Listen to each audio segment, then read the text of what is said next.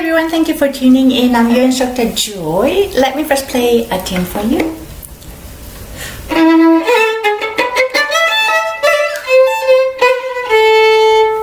This was beginning of Anitra's Dance by Edward Grieg. Thank you very much for tuning in. Thank you very much for your continuous support. I really appreciate. This video is an answer to a subscriber. This violinist was wondering, actually I got several questions about it, how one could count, especially when playing ornaments. Ornaments are the one that does not look like any regular notes. The grace notes are this tiny note that it's right in front of the main note in slur 2. Or sometimes the grace notes can be after the main notes. Tiny could be 1, 2, or many things, and slur that one. That's called grace notes. Or mordant, that looks like a zigzag, that's above, or trill, written TR in a cursive letter, and then put right above. How do we count it? Do we count with a beat, before beat, after the beat? How do we do that? Very good question. Generally speaking, the grace note should be played before the beat. In this case, I have note A, which I play with the first beat. Yeah, but then my first note has 2 tiny grace notes, which is sorry. Then what I do is right before I play so fast it may look like I played with a beat, but I played right before. Sounds like this: 1, 2, 3, 1, 3, 1. Yeah. If this was a mordant, little zigzag sign above the note, you would play with the beat. And mordant tend to be a bit faster too. It's not a must, but mordant happens with a note.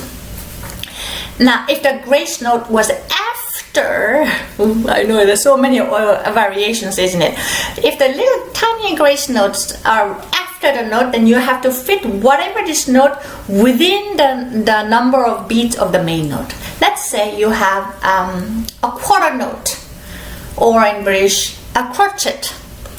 Has only 1 beat, and at the end you have one little grace note slurred to or attached to. Then this little one and combine this main one all together has to fit within a beat.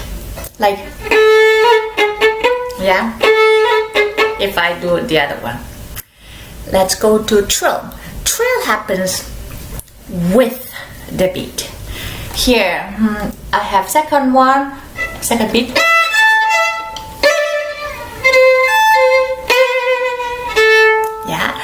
So there are sometimes some trills sound like you played it before the beat because they have this little grace note attached to the trill. Then you would play the grace note before the beat, then trill on the beat, like that. But you're wondering, but I've heard grace notes played before the beat. Yes, there are exceptions, especially when it comes to Baroque eras. Vivaldi has a lot of those. But in his case, he did not write those ornamented notes as a grace note, tiny one, but he actually wrote things all out for us with a 32nd, 16th notes with many tails, such as, so that he wanted to make sure that we play his ornaments or ornamented notes with the beat getting a little accent. If it was not Vivaldi, or if it was not written out like that, it would be sound something like that. But he wanted to make sure the ornamented notes get a little more emphasis and played with the beat, and then he just wrote it out as a main note, therefore it sounds like this. Mozart had something similar too, which is also the later classical era. He also wanted this a less sustaining note from previous note or treat it as a grace note. He wanted to make sure that's a little longer or more emphasized. So he wrote it out as a main note. So a great example would be Mozart Concerto number 40, something like this. Here. Here. So it sounds like,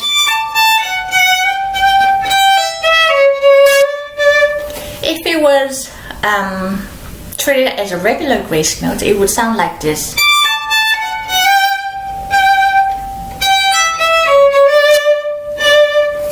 But it seems like Mozart had a specific idea, and most of us play like this.